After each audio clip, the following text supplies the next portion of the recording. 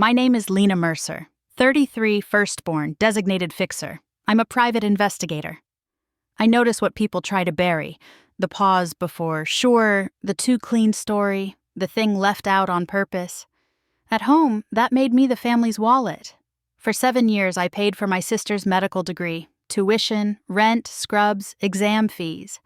I ate cheap food, drove a coughing car, took extra cases at night. My parents praised my strength, meaning I didn't complain when they leaned harder. The night everything shifted began in my mother's kitchen.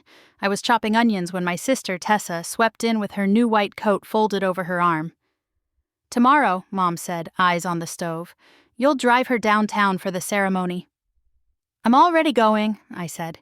"I cleared my afternoon." Tessa slit open the mail on the counter. "Be on time, don't disappear."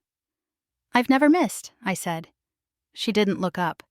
"You miss plenty. You just pay to hide it." I kept chopping until Mom's voice slid in, soft and certain. "Your only job is to sacrifice. That's your place in this family." The knife stopped. My hand stayed steady, but the room felt wrong, like a picture hung crooked. Tessa met my eyes. "It's simple," she said. "Let me shine." 3 days later, Grandpa Elias died, and grief turned into logistics. In the family chat, Tessa postponed the inheritance hearing until it fit her schedule. Mom told me to file the paperwork. Dad typed, "We're all making sacrifices." I said, "Okay." 2 weeks after the funeral, a deputy found me on my own doorstep and handed me court papers. My sister was contesting Grandpa's will and calling my 7 years of help control. The will was read on a rain-slick Tuesday in a conference room. Grandpa wasn't rich, a paid-off house, a lake cabin, and his watch. Still, the numbers made my mother's smile go brittle. The cabin went to Tessa and me jointly. For peace. The house went to me, the watch went to me, the investment split 60-40 in my favor. A letter to me carried one line that scorched. To the one who paid the bills he didn't owe. In the parking lot, Mom squeezed my arm. "Be reasonable." Meaning? "Tessa sacrificed," she said, like my 7 years were a footnote. That night, Tessa called.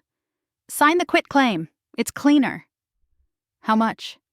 "We'll figure it out. Do the right thing." "I want the house," I said.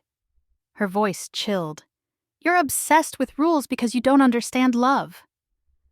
2 weeks later, a deputy served me papers. She was contesting the will and calling my support coercion, undue influence, restitution, cognitive decline. Attached were photos of me leaving Grandpa's place with folders, screenshots of my texts, and copies of my checks. Tuition in the memo line, recaptioned as leverage. Not lies, just a weaponized slice. I read every page until my anger stopped shaking and started aiming. I opened my safe. In went an envelope, transfers, loan statements, receipts, 7 years stacked like bruises. Beside it, I slid a smaller cream envelope I'd found in Grandpa's desk, sealed and addressed to Tessa. Thursday morning, I wore my funeral suit and met my attorney, Marin, outside the courtroom.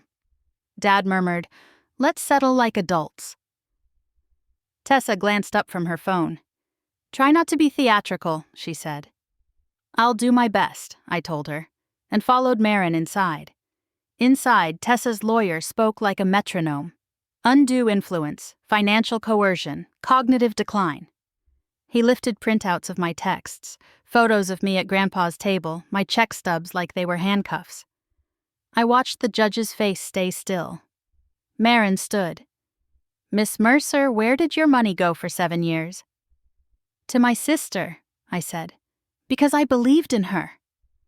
Tessa made a small sound, half laugh, half sneeze. "Exhibit A," Marin said, and I carried my thick envelope to the clerk. Every transfer, every rent payment, every exam fee.